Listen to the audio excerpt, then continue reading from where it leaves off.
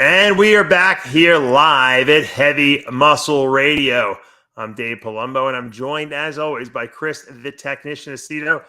And Chris, I keep the streak alive. I do not miss the radio show, despite my very extensive little leg surgery I had this past week. I'm stunned. I am absolutely stunned. When you texted me, I texted you like at 7:30. I spoke to your wife a couple times, and I know the incredible seriousness of the operation, the incredible amount of pain that you are under, and I mean the whole gambit. And so when I texted you, I didn't even expect a response, and Dave said, "Radio at 10:30." I thought for sure you were in the hospital. I told my wife, and my wife says he's out of the hospital. Yeah. I said they gave him good pain pills. I said I'm gonna give him my FedEx number to have him send some of those, because I get accused by the peanut gallery here of using perks. Yeah. Oh, did you? No, all the time people say, "Oh, Chris is higher. He's on perks." You know, I'm taking perks, but the perks weren't even doing anything. It's funny. I get out of the surgery, they give me this like pain pump. It's like it like numbs. It's like a nerve block, but it's like in a pump. You can like dial it up and down, and it worked great for 4 months ago when I had the initial surgery. I don't know if they didn't place it right because it wasn't really. And I was after like 6 hours after surgery on Thursday night, I was like in a lot of pain. And I'm like, all right, give me the perks. You know, they give you oxycodones. And so they gave me 5 milligrams, which I knew was nothing. So then they give me another 5 milligrams like an hour later, and I'm still in pain. Then they come with the morphine shots, a milligram. I get 2 shots of that. It was like, as my dad would say, M&Ms, nothing. Didn't do anything. Yeah. Then I said, well, what's next? What's the next level up? I said, because I'm still in a lot of pain. They're like, dilaudid. I said, all right, well, let's try it. And dilaudid was probably, I never did heroin, but I would imagine it was probably the closest thing to heroin I've ever done, because just put me out of my, how about just like go back under, right? No, because you know, the morphine wasn't even getting me like high. You know how like when you take like a Percocet, or you take like I've never really had a morphine shot, but if you get a morphine shot, you usually get a little buzz from it. It wasn't even doing that, because if you're in pain, you don't even feel that. So when I got your pain threshold is lower because you have kids. So that your pain threshold actually goes lower when you have when you take it, because for some reason. So I got the dilaudid shot, and but you know what, the pain was really so severe in the sense that it was you know, I couldn't rest and I couldn't really sleep as much. So I refused to go home. They wanted to send me home the next day. I'm like, I'm not going anywhere. I said, I'll be back in 10 minutes after I'm at my house for 15, you know, for 5 minutes with my kids, and I'm in pain. I said, you know, if pills can't get rid of the pain, you got to stay in the hospital so they can give you the shots, you know. And so then I you know, today came around. I was there Friday, Saturday, and then Sunday morning comes around. I'm like, man, I got to do the radio show tonight. I got to get out of here. I'm like, no dilaudid shots all day. I said, because I wanted to see if I can do it without the shots. And and I guess the pain subsided enough that I really didn't need it anymore. But some people would have opted. Some people would have opted to stay there just to get the shots, Chris. Oh yeah, I'm sure. Some people don't. Some people may probably pretend that they're, you know, want to fake a, you know, ankle injury to get the shots. Yeah. What? So they did what? At the end of the day, the new Dave Palumbo ankle is what? What did they do with it? Because the ankle joint, I guess, where the tibia kind of sits on top of the talus bone of your foot, the talus had basically crumbled, because I guess what happened was, sometimes you probably heard this term avascular necrosis, when the blood supply to a certain part of a bone dies or gets cut off, the bone basically becomes useless. So I don't know, it must have happened during the first surgery. So it was fine until I started walking on it regularly, and then when there's the sheer force of walking on it crumbled the top of the talus bone. So I'm walking on nothing, you know, crumbly bone. And I was doing it too. That was the weird thing, but it was always inflamed, and it was bothering me. So when they did the CT scan and they showed that, I didn't, you know, my doctor's like, this is not really usually a good prognosis, because you need a talus bone, and there's not much we can really do for it. So I was really depressed, and he's like, I can go in there and try to clean it up. And because what happened was, when the top of the bone crumbled, one of the screws that they had put in was sticking through now into the joint. He's like, well, maybe if we clean it up and take the screw out and put a shorter one in, and you might feel better. So what I did was, I got the CT scan. I sent it to, you know, Victor Prisk, you know, our good friend in Pittsburgh there, who's an ankle specialist, you know, by the way.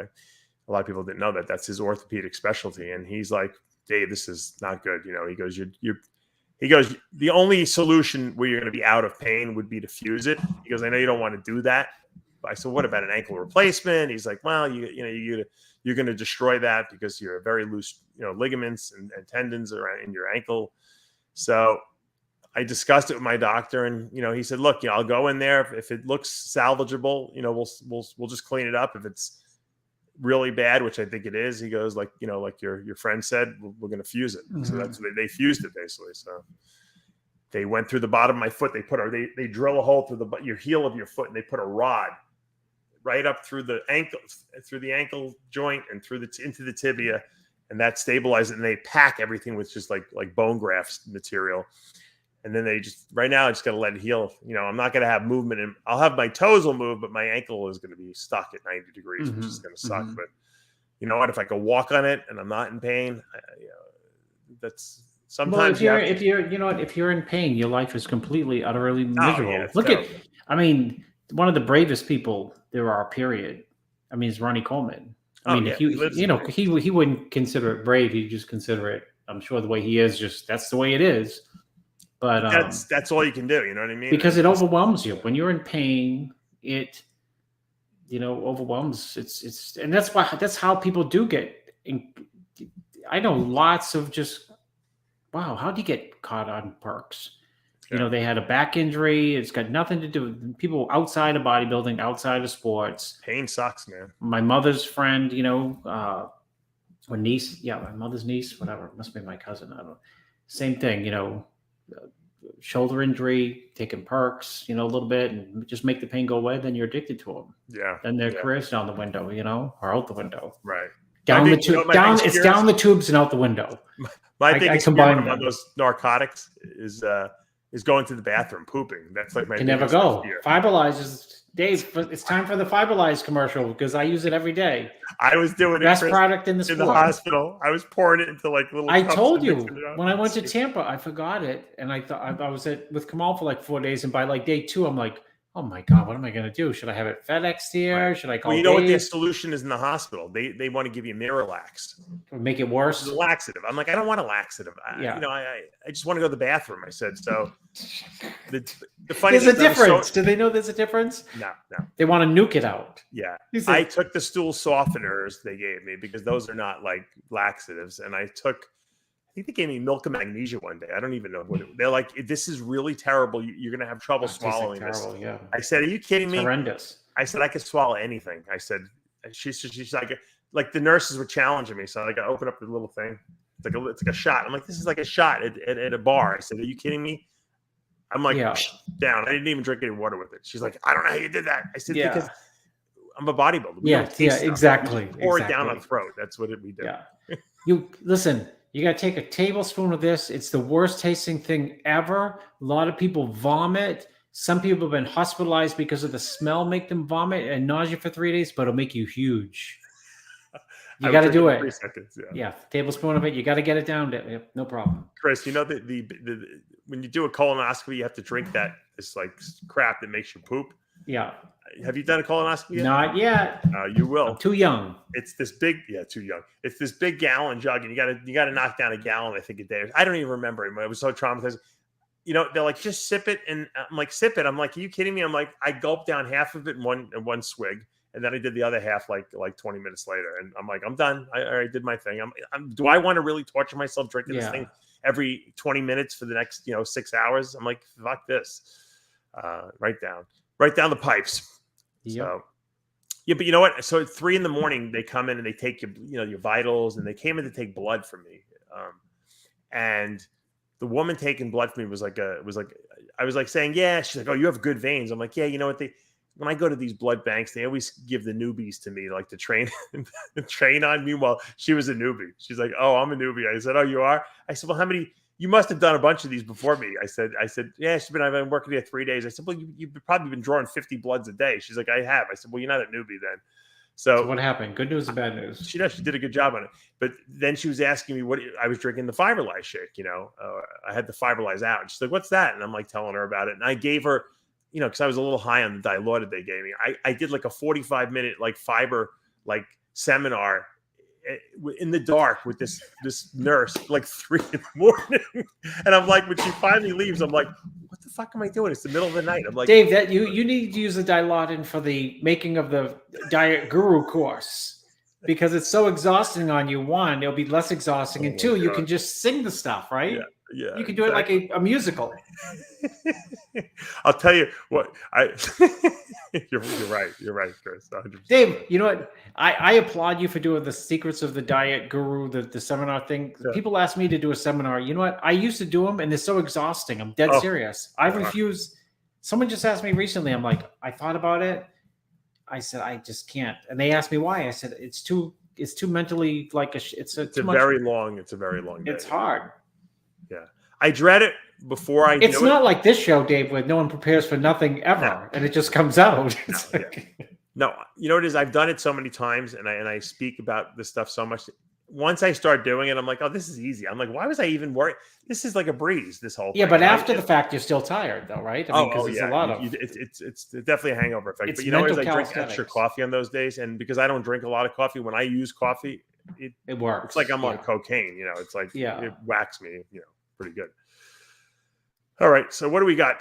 We got a whole bunch of stuff to talk about today. Obviously, I guess the main topic I wanted to bring up was the Derek Lundsford special invite to the Olympia. For those of you who are living under a rock, Derek Lundsford is our 212 Mr. Olympia.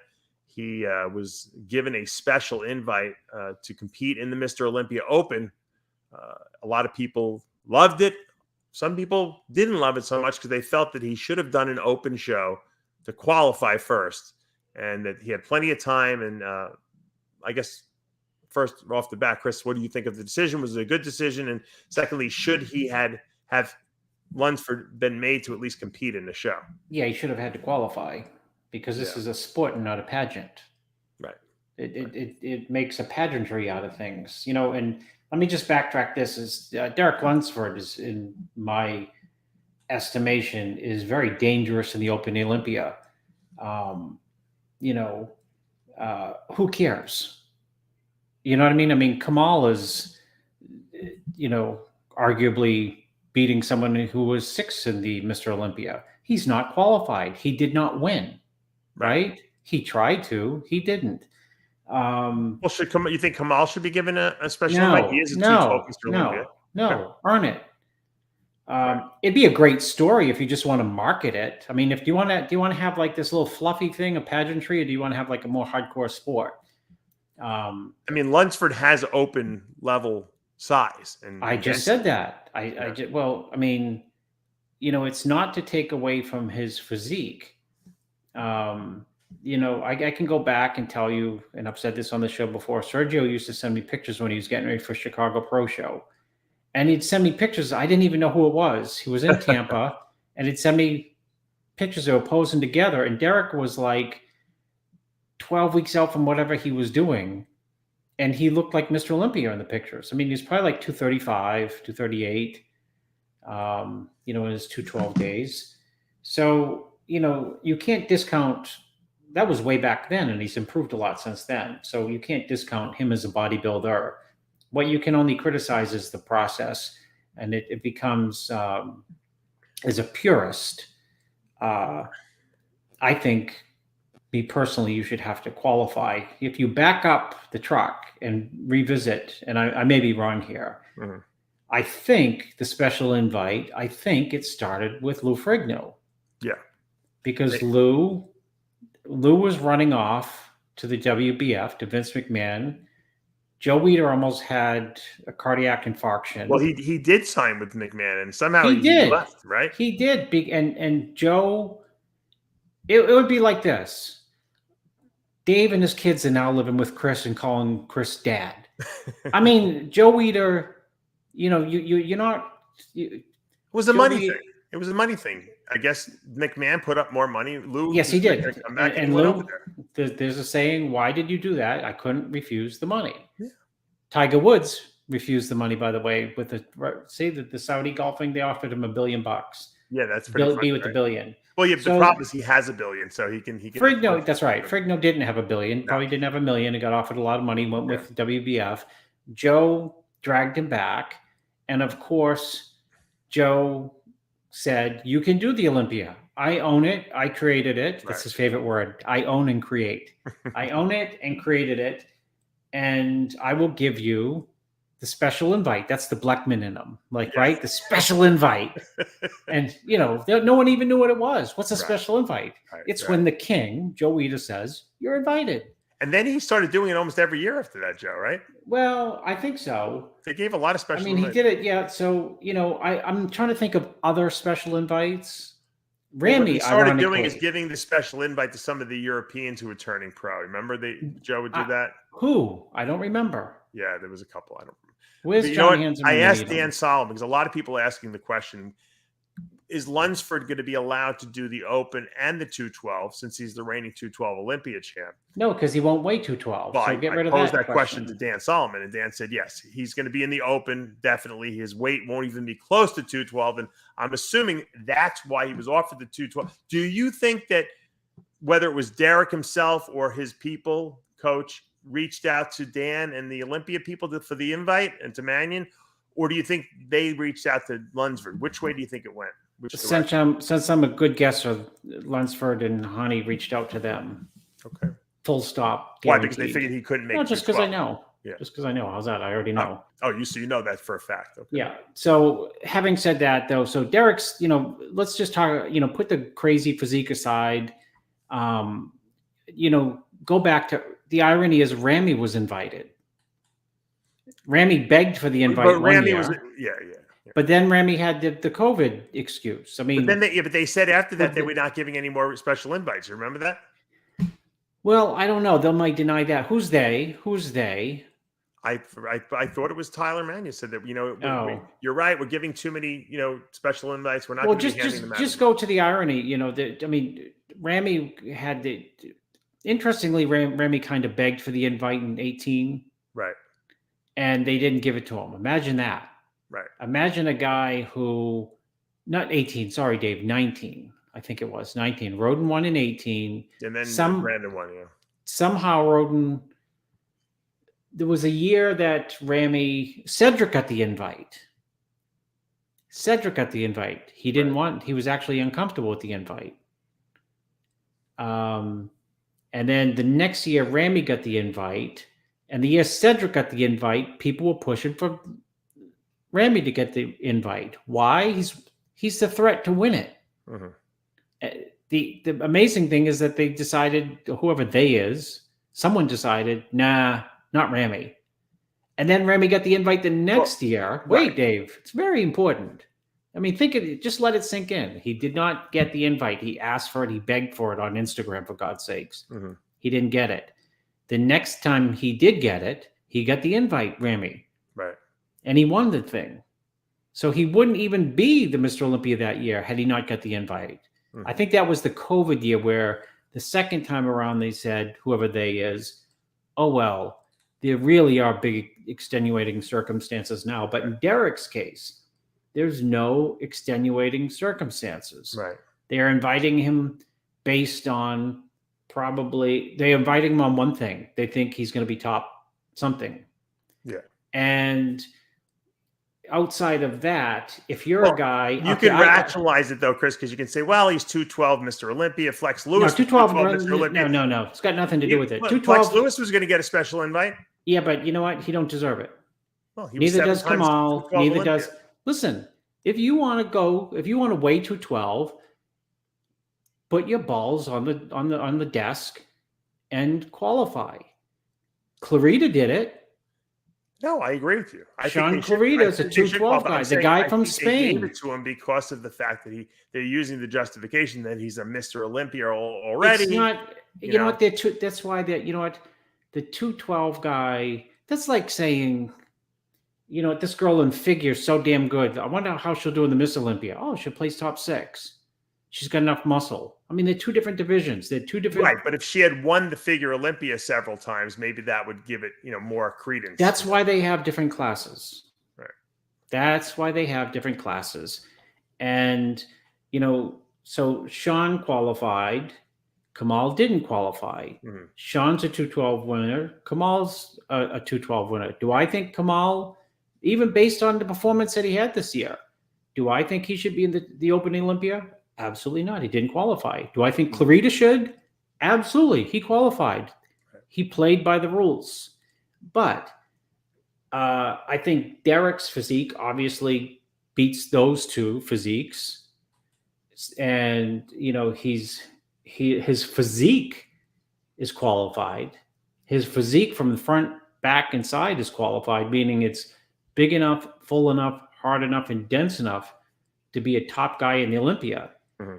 It's just that how do you feel Hunter Labrada, Hadi Chupin, Brandon Curry, and if those guys want to pretend, well, I don't care. Yeah, right. Wait till he beats you. Mm-hmm. Meaning, you know what? Sometimes it's hard for people to peak twice. You know, someone like Akeem, maybe not at his peak in July. By the time the Olympia rolls around, probably be dead on the money, best ever. Right. You know, big physique. Maybe had Labrada had to like qualify in July or August or June and then come back to the Olympia, maybe we'd be saying, why can't you bring that July physique to December? Mm-hmm. And the reason is because I had to compete to qualify. So the qualification process, meaning trying to win a show, takes a toll on someone's physique. Remember, Ronnie Coleman lost unequivocally to Jay in 2001. No matter what anyone says, it's right there on the judges' cards. The irony is Coleman only competed twice. That was one of the years that Coleman competed twice. 01, he won the Arnold. Remember he wanted to win the Arnold? Right. He did the Arnold, and then he turned it around the ship, and he headed to the Olympia, and plop, he was not at his best. Right. Or that was the scuttlebutt, at least. Regardless. Well, so my point is for some of the open guys that you're inviting somebody in who can beat me. Let him do what I had to do. I had to squeak out the win or get the qualification. And that puts, technically, yes, it does put someone at a disadvantage because they had to peak. And that's why they call it a peak. Peak by definition, you know what? No one's going to look the exact same twice in 1 year. Right.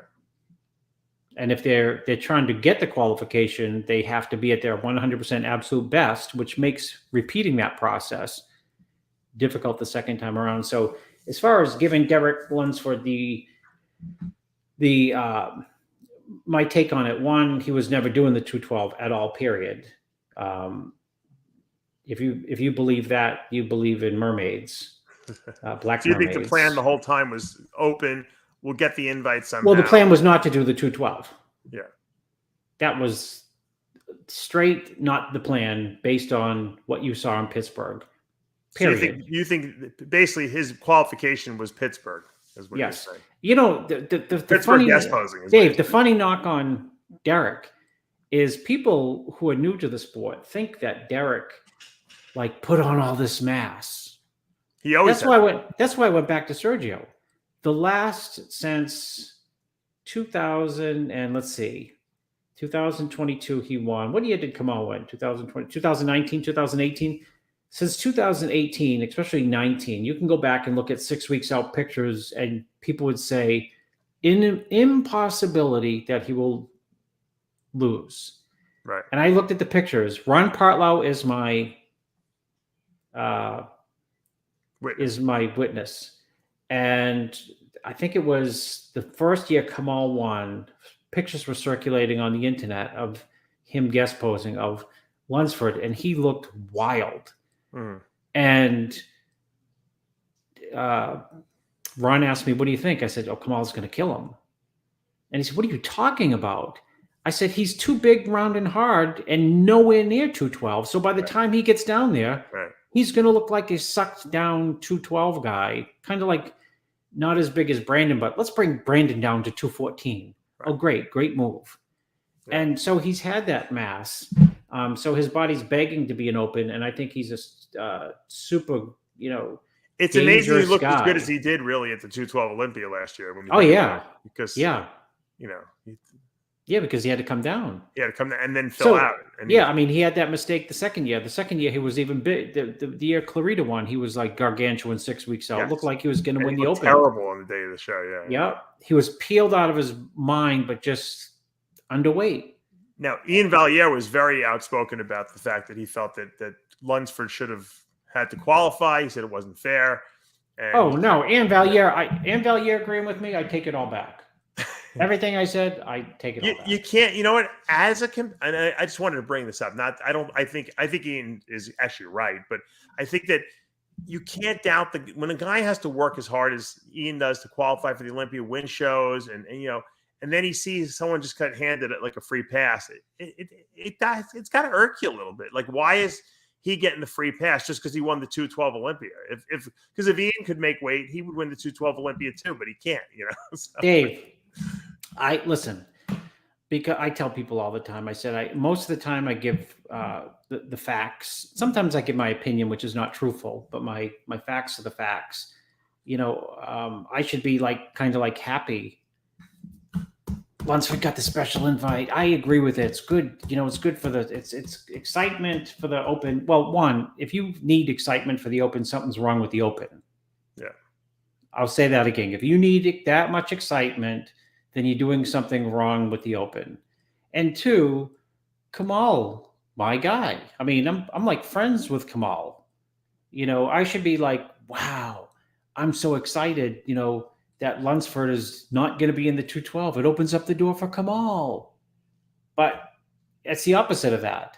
I think that he should have to qualify just like anyone else. I feel like if Kamal would have qualified in the Open, would he have done it? Yes, he would have done it. He would have done both. No, but they wouldn't have let him do both. Well, you know what? That is a rule that needs to be changed. We said that. And that is a rule that's strange to me. I just don't understand how it's not about Kamal. I don't understand. Well, would you want to suck Kamal down low enough to do both? Who cares? Yeah.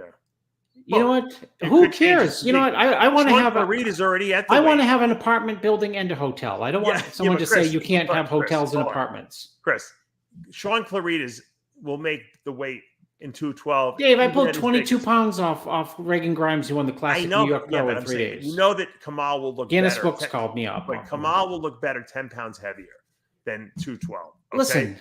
But Sean Clarita doesn't have to make weight because he's smaller. So why would you want to suck Kamal down to 212 and then put him in the Open when he's because he can be competitive. Let me put Kamal aside. No, I want to put Kamal aside because people, I understand why they say to pick. Like Lunsford can't even do. You shouldn't have to pick. Yeah. Wait a minute. Are you telling me yes or no, Dave? What? Sean Clarita, did he not win the 212 Olympia? No, yes, he did. Okay, does that make him qualified for life? Clarita, it makes sense to do both because he's not going to look any different because he doesn't have to suck down to make 212. I know, but you were telling me that he can't do both. No, they're not letting him. I think it's a stupid That is rule. stupid. Yeah, it's a stupid another rule. Dumb rule because Sean Clarita, is he or is he not qualified for the 212 Olympia? Yeah, is he not qualified by winning the Legion Pro? Absolutely. Qualified for the Olympia. How do you split hairs on that? And why do you penalize greatness? The guy from Spain is qualified in both too. Why are you penalizing Sean Clarita? You know what? It may be more exciting to see Sean Clarita up there at 4 feet 9 inches tall, winning shots against people who are 6'2", and going like this. Wow, did you see Clarita? I had him winning over so and so on the most muscular in the front double. Why are you penalizing him? I think look, we've argued this before. I mean, it's a stupid rule. But my point is, when I asked Dan made a very interesting statement. I said, Dan, can he do both, or does he have to pick one? He's like, it doesn't matter because he can't make two. In other words, he's doing ask Dan about Sean Clarita. Yeah, I should. Because they don't think before they think these three. It's a stupid. You know what? He gave you the spin, and he gave you the spin answer. Well, the spin answer is the right answer for Lunsford. Dave asked Dan Solomon.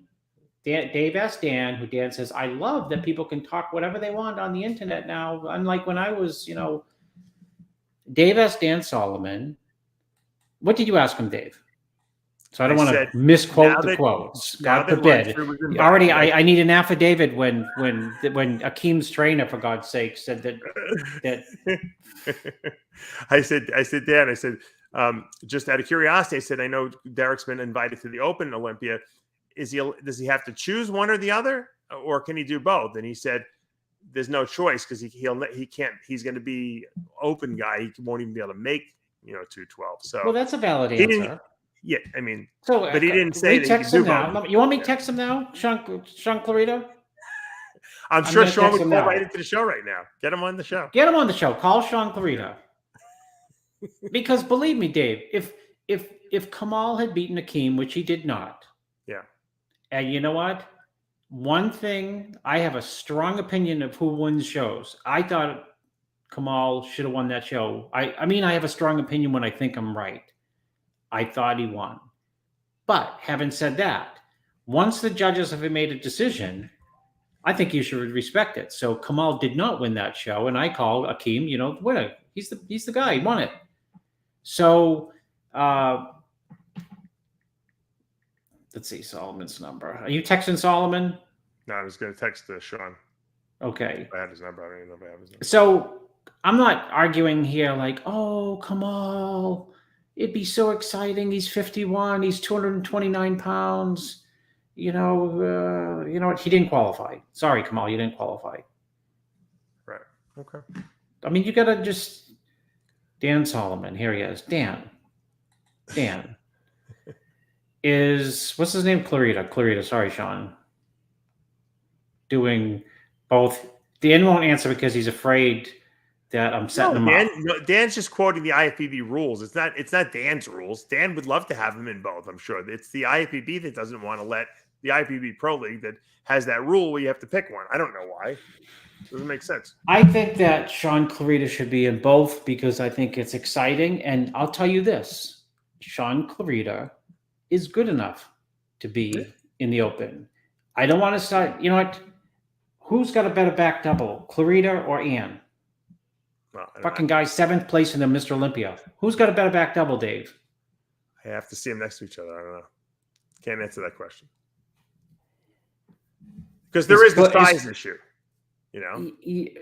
right? Well, that's yeah, you're 100% right. So you know what? It'd be exciting to see. Yes, I agree. And you know what? You didn't say, Dave? You didn't laugh. You didn't laugh and say, come on, Chris. Ann would destroy him. No. And get out your calculator and say he's 272 pounds and 6'2", and he's what? You say, I don't know. I have to see them next to each other. Right. No shit. So would I. Yeah. And that's why it's, you know what? If I was, my impression is if I was Sean Clarita, I'd be like pulling my hair out. Well, he already pulled it out, but you know what I mean? I'd be like, he wants to do both. He wants to go to the Open, but he doesn't want to give up his chance to win the 212 Olympia either, which he has a very good chance now that what's his name's not going to be there. He's got Sean Clarita has the best chance of winning because he was second last year. Right. He was first the year before, and Derek is not there. Right. I mean, what do you do if you have to make a choice? He's got to go for the 212 Olympia. I mean, Sean Clarita? Yeah. Sean Clarita? Yeah. I'd do the Open. I'd say, screw the 212. Are really? You kidding me? Absolutely. He's got to be an idiot to go back and defend the JV league. Okay. Why? You know what? Sean Clarita. You're saying because he already won the Olympia. Is that why? I always talk about when you were 70 years old and you would tell your grandkids, I was a bodybuilder, I was a bantamweight. And I went on and they'll say, what was a bantamweight, Grandpa? They said, that's someone who weighed less than 40 pounds. Yeah. And then I went to 150, 60, 70. What'd you do then? I went to the middleweights. 190s, I got my pro card. You're talking Dexter. Only Dexter's done it. Right. Sean has gone from a joke like Dexter. Dexter was the skinniest, railiest. Right. Not only were they bantamweights, they were emaciated bantamweights when they started. I mean, everyone starts with nothing, but they were like bone freaks. And they went all the way up, and Sean already conquered the 212. And he's not jumping like, oh, I'm going to try my hat in the Open. He's already won an Open show. He's undefeated in Open Beating shows, for God's Sergio sakes. and some other good And guys, Reagan. Yeah. And Regan, yeah. And Martin Fitzwater. That's true. He was So the same the guy didn't beat, he didn't go into a D show like the Anchorage Classic, when they have a pro show in, in Alaska a few years ago.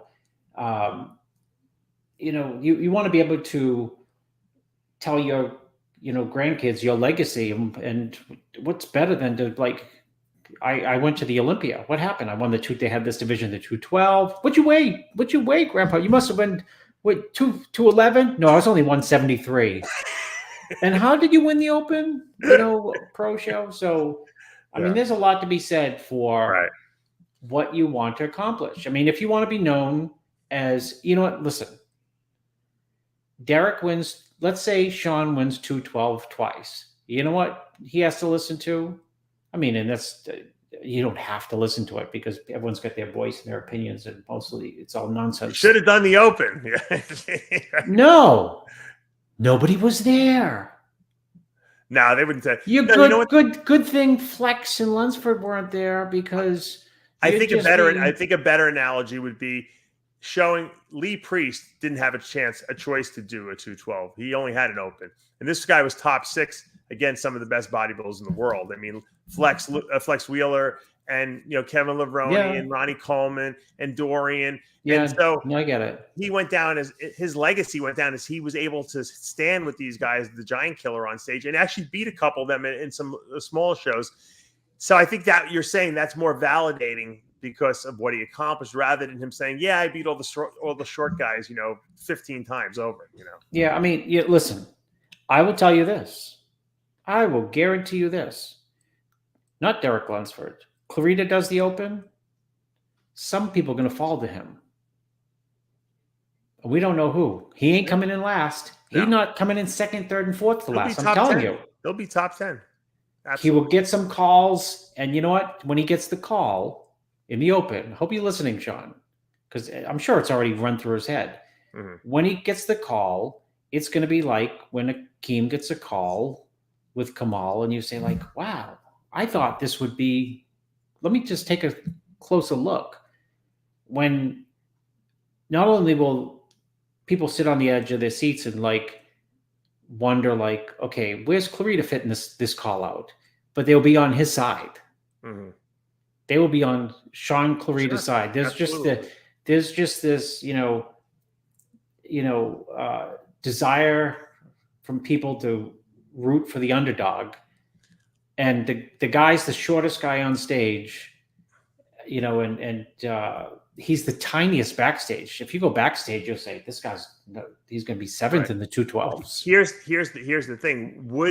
And I'm going to pose this question to you. Do you think, had Sean not won that show and placed second at that show, say, which still would have showed him doing an Open show, and being a 212 Mr. Olympia champ, you think they would have offered him a special invite to the Mr. Olympia if he asked? No.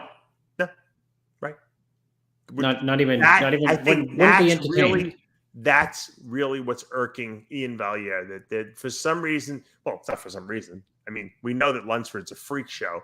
They're giving him a special invite based on his potential rather than on what he achieved. Well, if he didn't guest pose at the Pittsburgh, we wouldn't even be having this conversation, because because those pictures, Ian, of him looking like a freak show before 212s, they're everywhere. That was his Open class, event, I mean, previous years, they're everywhere, of course. Where he's just like a complete, utter, Open guy.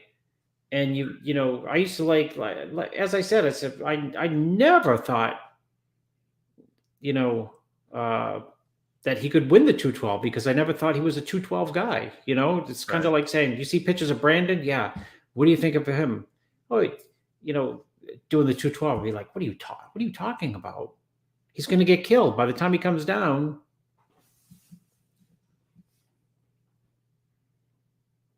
Keep talking. Yeah, by the time he comes down, he's not the same guy, Yeah. So it's It's you know what it's that's my take on it. Other people may think differently. Well, I think the solution, Chris, and I think you kind of said the solution without actually even posing it. The solution would be so that you're not insulting guys like Sean Clarita, because he actually had to go out and qualify for the Open. The solution would be, you know what? If you could make 212 and the Open class and you're qualified, do it. We'll give you the ability to do it. Right? Yeah. I mean, that's one of many takeaways is the Sean Clarita effect. If you won an Open show and you won an Open, we're conflating issues because we shouldn't even be. I'm just using it as a different viewpoint. But the Sean Clarita issue is a non-issue. He's qualified. Dan Solomon cannot tell me that he's not qualified. Maybe you can tell me he can't do both. Why? Is it too much stress on the judges? I mean, what is that all about? What is that? Give me a reason why we don't want Sean Clarita to, on a Friday night, jump into prejudging. That's like saying, sorry, you can't. I've done this. I've seen people I've coached. Friday night, they win the amateur show. Saturday night, they won the pro show. They qualified for the Olympia on a weekend. Yep. True. So if Clarita's qualified, he's qualified. He should be able to do both. If for some odd, crazy reason, I don't know what the reason could be, other than, quote, because, if Sean can't do both, I think he should do the Open. I think he has more to gain in the Open and nothing to gain in the 212. Because you know what? Kamal can beat him in the 212. Quote me on that. You can quote me on that. He's no shoe-in for the 212. Because he has to come down in size, is what you're saying. No, I said Kamal could beat him in the 212. Because in 212, he's got to make weight. Right? No, I'm just saying Kamal can beat him. Mm-hmm. So there's no shoe-in to the 212. So if there's no shoe-in, there's no guarantee, and you want to be the best you can be, do the Open. Right. This is the qualifier for the I call this show the qualifier for the special invite. There's Lunsford on the left in Pittsburgh there. You can obviously see, he's holding his own there. Let me see if is that moving. Oops.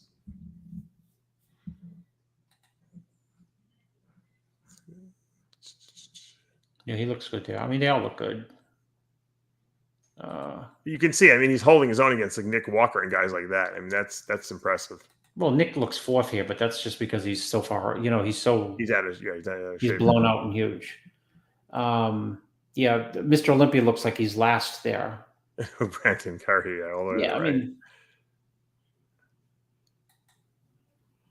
right there you can see Lunsford's got the wow. He's got wow. No, he's got a phenomenal front double, which you need to have.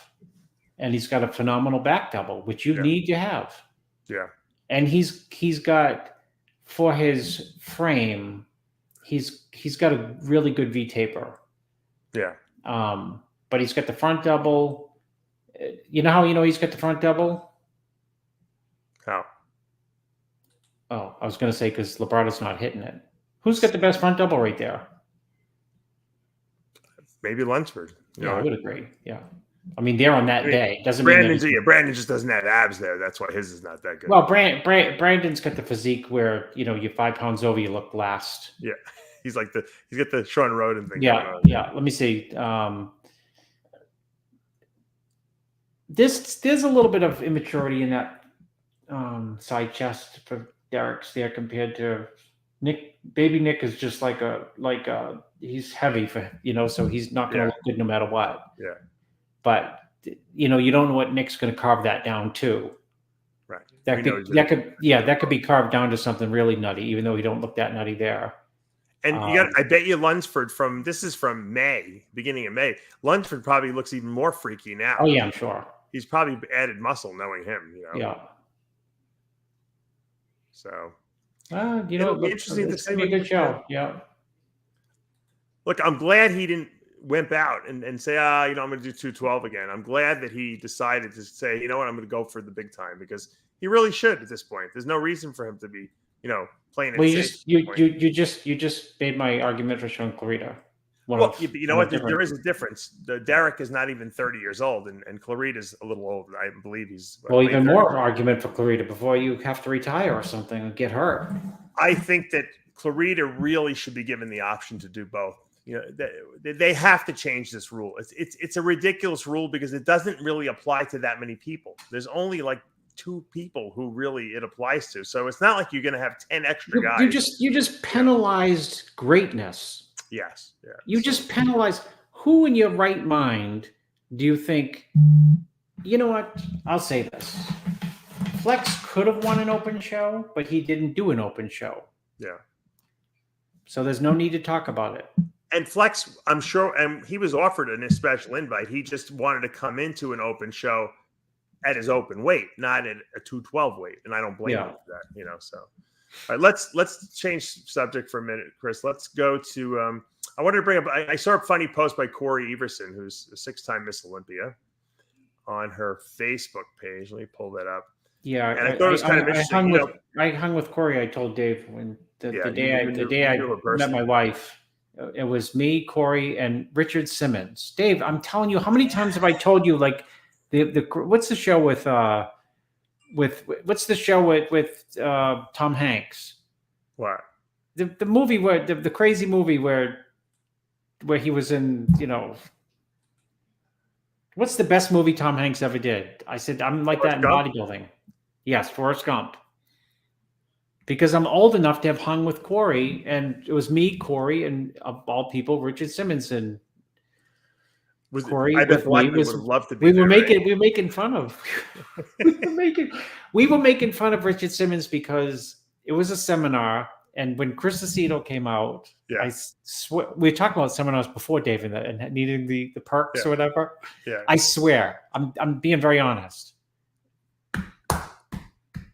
Chris Aceto, people like, who? Huh? When Corey came out, 7-time, whatever, 6-time Miss Olympia, Corey Everson, like groupies were there, like the crowd. And then as Corey was finishing her thing, like people from the mall started coming. and who booked you guys on that? Who booked a radio company in St. Louis? You know what the funny thing is? You guys were making fun of Richard, you and Corey. You're ripped. Big biceps, Corey, 6-time Miss Olympia. Meanwhile, Richard Simmons was worth probably Dave, people times what you guys were worth. People from the mall. That's what I mean. People looking from they're waiting in line at the food line at the mall. They came for Richard Simmons, and the place got packed. People in wheelchairs, the electronic wheelchairs, and they could do the upper body, sweating to the oldies. And listen, Corey asked me how much. I didn't ask her how much she got paid. She said, how much you get paid? And I told her $2,000. She said, Richard got 60. Wow. And Dave, I swear to God, I said, I'm glad he got 60 because you know why, Corey? Corey got? She probably got like 5 to 10. I said, Corey, if they sold the tickets based not on me, they sold the tickets based on knowing the headline of Richard Simmons, and then they thought, like, as a warm-up, we can give like Chris Aceto $2,000. Well, you were the warm-up act. Yeah, so I said I'm glad that Richard Simmons, is such a big draw. He deserves a 60 because without his 60, I'd get nothing. Yeah. Here's a good one. You'll like this one, Corey. I bet you wish you had this picture. Hold on, Corey with your hero there, Muhammad Ali.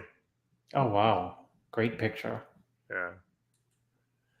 But getting back to the only picture I got on the wall, Dave. I know you. Ali on the wall, and I got Roden, Sergio, and I think what you should do is I'm going to have a picture made of what's his name? Cedric McMillan giving his victory speech at the Arnold. You're going to hang that on your wall too. Yeah, I was telling you about his. Yeah, I told Dave about the one of Cedric's many speeches. He said, "Dave, Chris, we're raising our kids wrong. We're raising these kids wrong. You got to use the belt. Got to use the belt." He said, "Look at how you turned out. Look how I turned out." The story about Corey though is that I want to bring up is that I didn't know this, but she had posted on her Facebook the other day. Those Sandow statues she had. If you notice, one's gold plated. Jeff, I know the story. She never was given those. Her husband Jeff Everson had them made for her after she won the Olympias because Joe only gave the Sandow to the male winner. And you got to remember at that time. There was only 2 divisions, men's bodybuilding, women's bodybuilding. Only the men got the Sandow. And so Jeff made her one. And then the last one, I guess her 6th one he made, and he gold plated it, which I thought was kind of cool. Yeah. They made a 7th and they gave it to Aaron Singerman. They sold it to him on eBay. I was going to say, if Jeff had it made, anyone could make a Sandow, obviously, right? Yeah. Jeff told me, 87, 88, 89, Corey had, oh my God, Corey's diet, Dave. Corey's diet was the worst diet in the history of the sport. Really? Why was that? She didn't like diet food? She would her diet was like breakfast should have like the egg whites and the oatmeal. You got to interview her sometime. Yeah, we got to get her on. Egg whites and oatmeal, and then like, oh God, Jeff would make her eat a whey shake. Then she'd sneak in like a Snickers every day. Oh, she was a diet cheater? Well, she was just, you know what? She had a fast metabolism. She was a skinny girl, right? And she trained hard with a lot of volume. Like she did more sets in a workout than Dorian did for the '93 Olympia. Because Dorian stopped at 1, and she would do a lot of sets, and I never believed that. And at the bodybuilding camp, the interesting thing is like, you could come and you could, as somebody who worked there, I worked there. Like I could watch Lee Haney train, or, if I wanted to be a little groupie, I could beg to ask him to train, if I could train with him. She claimed to be natural, which I actually believe. Who was? Corey. Never used anything. Huh? No? Yeah. Really people always said, oh, she had to use growth hormone, this and that. I saw her train, and she was a really, really hard trainer. And tremendous amount of volume. Wow. Well, she was a genetic freak. Yes. Yeah. She was really, what's so funny is she was Joe's. What did Joe say? What did I start with? I created it. Right. The special we're talking about the special. She took women's bodybuilding and made it mainstream because she was on body shaping, and she really, people really resonated with her. Joe created the division. He's told me. Yeah. And Joe put her on the cover of everything because, dude, her market appeal was unbelievable. I'm going to give you the example. I worked at the bodybuilding camp in LA. I'd spend the whole entire summer out there. Lee Haney would show up, have his own week. So all the Lee Haney fans would come and live and stay at the camp and train and diet and eat next to Lee Haney. How exciting would that be, Dave, when you're a kid? Or even when you're, right? Absolutely. Nick Walker is going to be staying at this small college, and he's going to be there every day, and you get to hang with him even at night, social hours with Nick Walker. How many people would show up, right? Well, yeah, especially because there was no social media. You couldn't see these people any other way, Chris. That's right. Something like that, So Corey was the #1 draw. Really? Cash cow. They would sell it out. They would sometimes have, okay, we got to add, like a concert, we got to add another week. Right. I'm like, you're kidding me. It's like, no, we got to add another week. I'm like, why? Is it Corey? She'd be that popular, huh? Yeah, you know who she was, Dave? She reminds me a lot of, and I don't know this girl at all, never met her once. Who's the girl who was the first figure Olympia, not figure, what's the most latest? The girl with the T-shirts and the crazy. Oh, he's over at Dana Lynn Bailey? Dana Lynn Bailey. She is the first Dana Lynn Bailey. Little crazy. Great genetics. Train like an animal. Right. Corey could care less about being Miss Olympia. She just wanted to go to the gym, work out, have fun, meet her friends, just to have fun, everything, just to have fun. She could care less. She was doing mainstream stuff. She had that body shaping show she had on ESPN was very popular for many, many years. It was on too. Yep. She had to have made some money from that, I'm assuming. Yep. She was like you, Dave. She had pet pigs. She was eccentric. Yeah. You gotta, because she had told me once. She had told me that they had no at her house. She was talking about her daily schedule. She had no TV and no music. And I said, why? She said, well, the pigs ate all the wires. And I'm like, well, they lived inside the pigs. Oh my god. No, yes, the pigs came in. They were like pet pigs. Shit. So they would come in this like LA house, which I'm sure was gorgeous. Yeah, you know, sure. And they would chomp on the wires, the internet wires, they didn't have the internet then, the TV wires and the stereo wires. The VCR, Chris, the VCR wires, right? What the hell's a VCR? My kids are like, what's a VCR? My wife has one. They're like, what's that machine do? It plays movies. It does? Yeah, you just have to go and wait for them. You have to go, you could rent them for 3 days. Yeah. People would kill each other at Blockbuster Video, right? Because they couldn't get the new movie that came out. Yeah. It's funny. All right. What else did I want to talk about? Okay. Oh, I wanted to bring up, did you see Arnold's son, Joseph Baena? You know, the one he had with the maid? No, the one with the good genetics. Yes. He is going to be on Dancing with the Stars. Oh, I thought you were going to tell me George is prepping him for a prep show, a pro show. He might be. Listen, I will. What was my first prediction here? That Hani and Lunsford begged for the invite. My second one prediction, because I am the predictor, is I guarantee George has contacted him many times. Brother, good condition. All you need to do is this. I'll speak to your father. We'll get prepped for a new show. I prep you for either movie or Mr. Olympia. Yeah. Our good friend Ralph Torelli found this. I didn't even know he was on there. Evidently, I guess the Disney Channel bought Dancing with the Stars, so it's going to be on the Disney Channel. So that's great. You think he wants to be an actor? This guy? You think he wants to be a bodybuilder? You know what? He's doing real estate, so I know that's on Arnold. Yeah, that's definitely Arnold teaching him that. Which is interesting that he's doing real estate. I saw one. You know, I saw somewhere. I think it was on like Yahoo News, like when he sold his first house. He looks like that's how Arnold hits the frontal bicep, right? He's very, very, very similar, you know, facially to Arnold. More so than the other kids look like they're all American kids. They don't even look like they have any kind of Austrian blood in them at all. Yeah. He's got the Arnold Frankenstein head. Yeah, absolutely. The big head, right? Right, but do you think? I mean, if you had to just guess, do you think that he's like more interested in like acting, or do you think, or do you think he wants to? What do you think his goal is? Dave, you know what's such a good question, and it's because he has so many opportunities. He probably doesn't know what to do. So So does he want to just do some type of bodybuilding? Does he want to do acting? Because all the producers want to kiss Arnold's ass, even to this day. And then the real estate people, they want to hire him in-house so that they can say, your father's friends have any listings, for like 18 million for a house that they never use that we get a 7% commission on. Do you think Arnold's like really, advising him on what he's doing? What's that? Do you think Arnold's mentoring him and like advising him on what to do? Yeah, of course. Yeah. Chris is saying to himself, if my father was only Arnold, I'd own everything. Right now. God. All the real estate. You don't know New York City. You know what? They throw the underwriting out, Dave. When you go to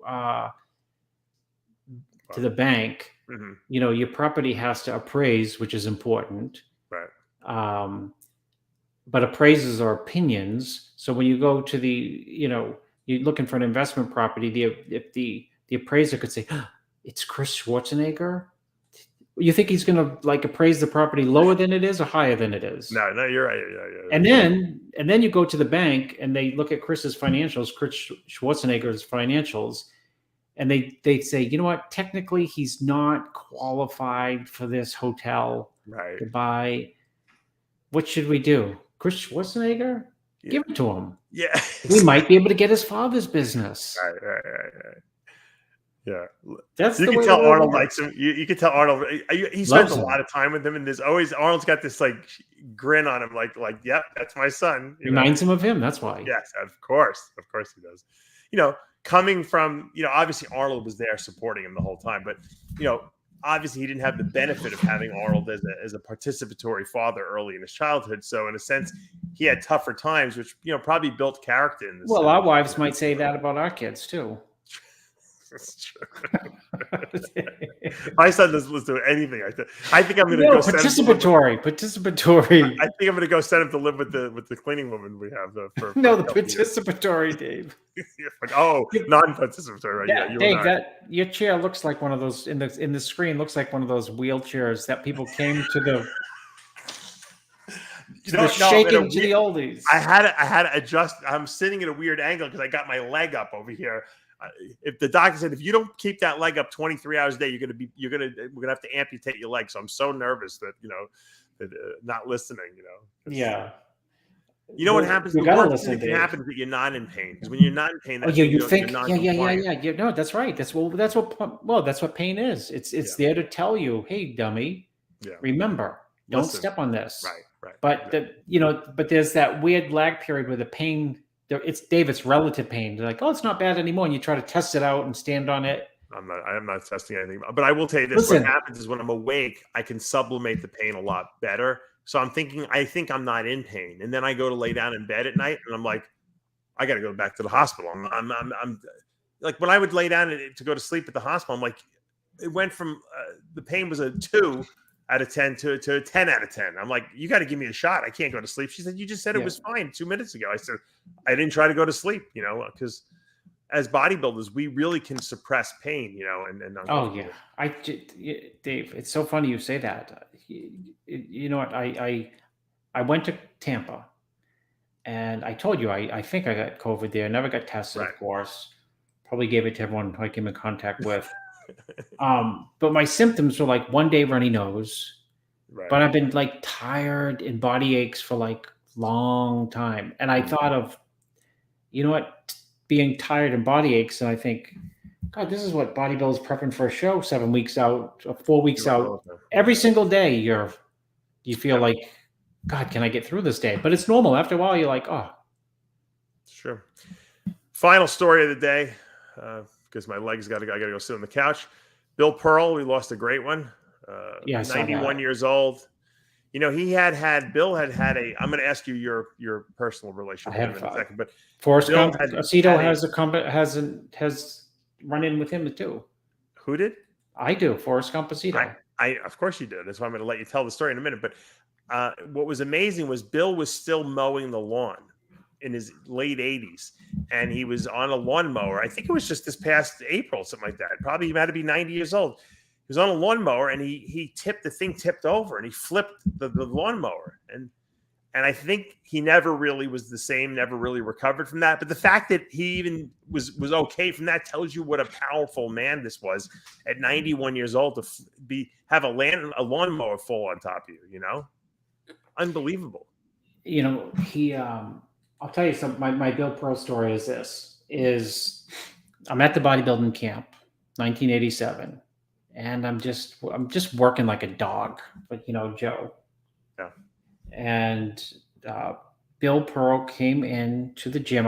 We had to build the gym at the beginning of the year. Like trucks would show up, and they'd say, "Here's the giant college gym. You guys got to build this gym like from scratch." And me, really? I don't know how to use a hammer. I have properties, and I only know how to use an iPhone to call people for help.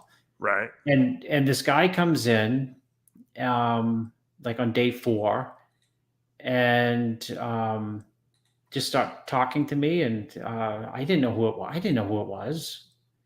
It was Bill Pearl. Bill Pearl was working for Life Cycle, and they sent him down there to rep Life Cycle. Because this is the olden days, pre-internet, right? Mm-hmm. And we would build this crazy gym from scratch, and then people, who are in the magazines would come train there, and the equipment sponsors would use it as this like temporary showroom, Right. So they would shuffle people in all the time, and Bill Pearl was the head spokesperson for Life Fitness. Wow! And I'll tell you why he was the head spokesperson for Life Fitness, because he could connect with you in 1 second. When he said, good salesman? What's that? He was a good salesman. He was just a good person selling stuff. And that attracted you to him. Like, I didn't know who it was. I just like someone, offered to help me put the gym, give me a hand. Later, I found out later the day, oh, Bill Pearl. I'm like, who's? I didn't even know who Bill Pearl was. That's funny. And then I found out, and he would come and he would give a short speech to people who would come for like the Corey week, as I was saying, or the Lee Haney week.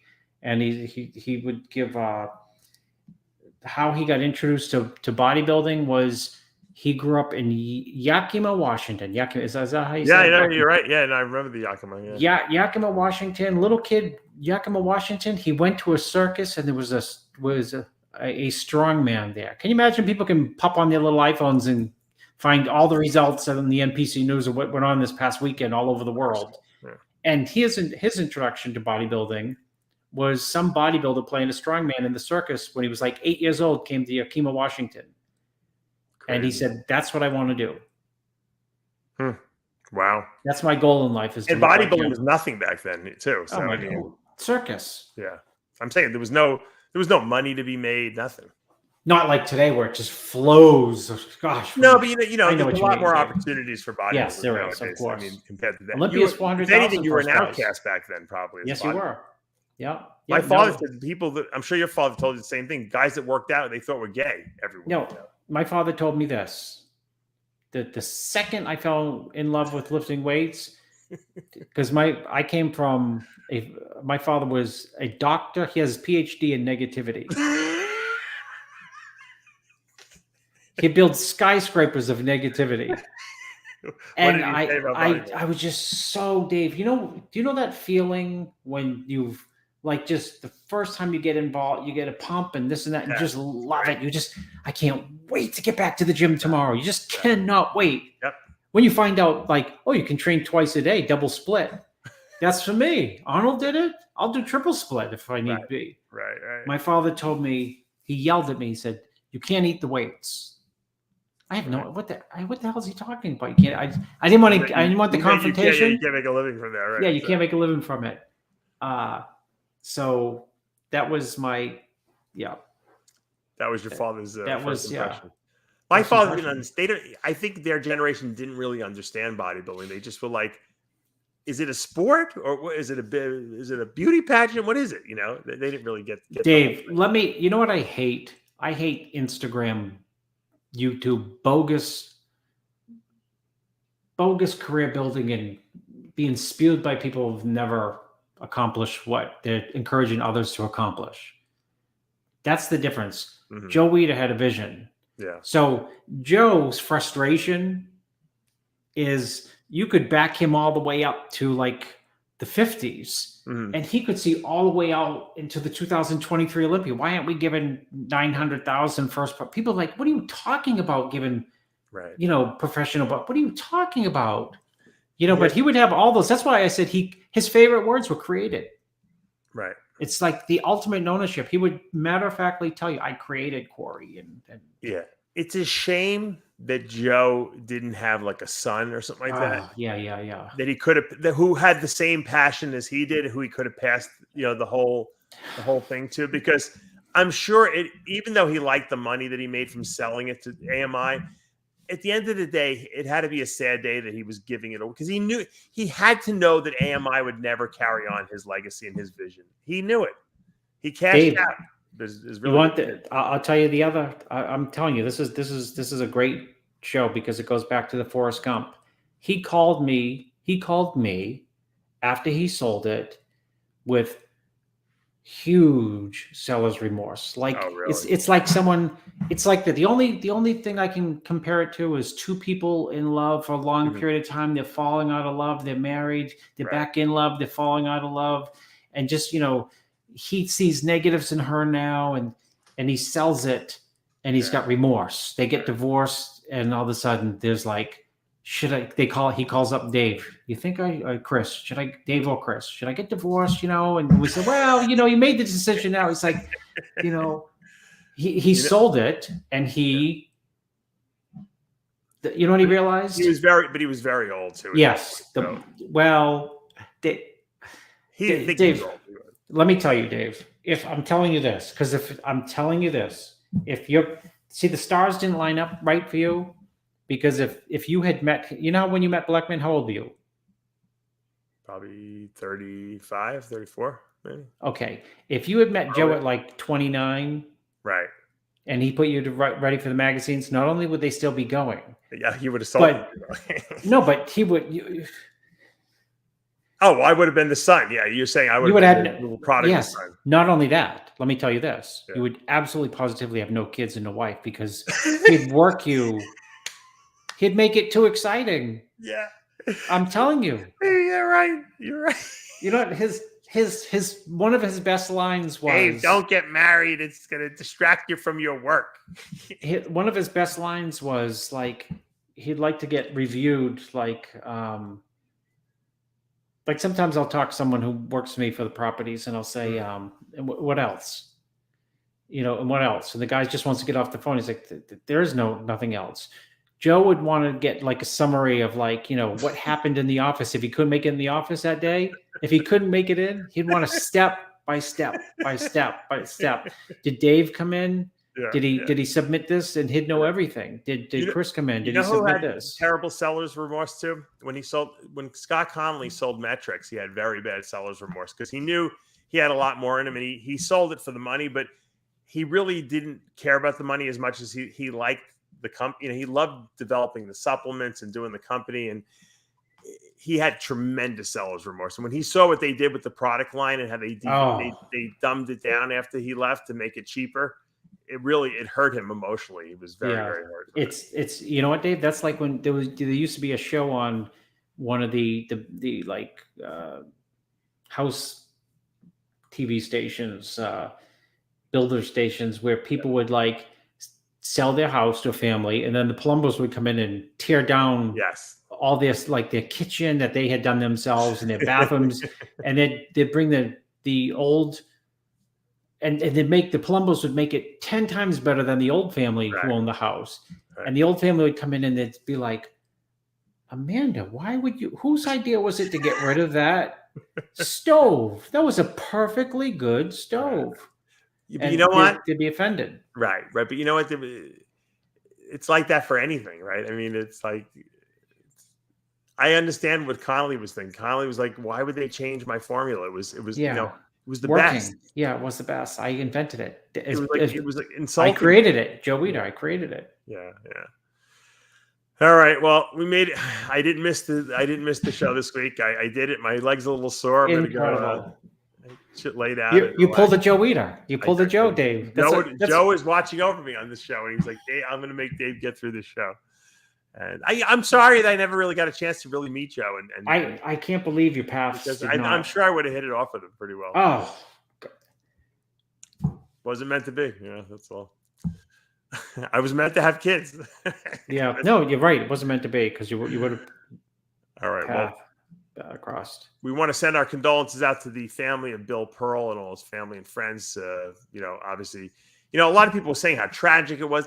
Look, the guy was 91 years old. He lived a very good life. I mean, I can only hope that Chris and I make it to 91 with the same quality of life that he had. So it's a sad day, but it's not really it's not a terrible day. We should be celebrating his life and all the great contributions he had to our bodybuilding industry, and leave it at that. So. And thanks, guys. I want to thank you all for all the well wishes. People texted me and PM'd me and emailed me and gave me their prayers and support. And that means a lot to me. And so I thank you guys for that. And once again, as we say every week here, with Heavy Muscle Radio, the truth hurts. Sure does. We'll see you again next week, and we'll keep the streak alive.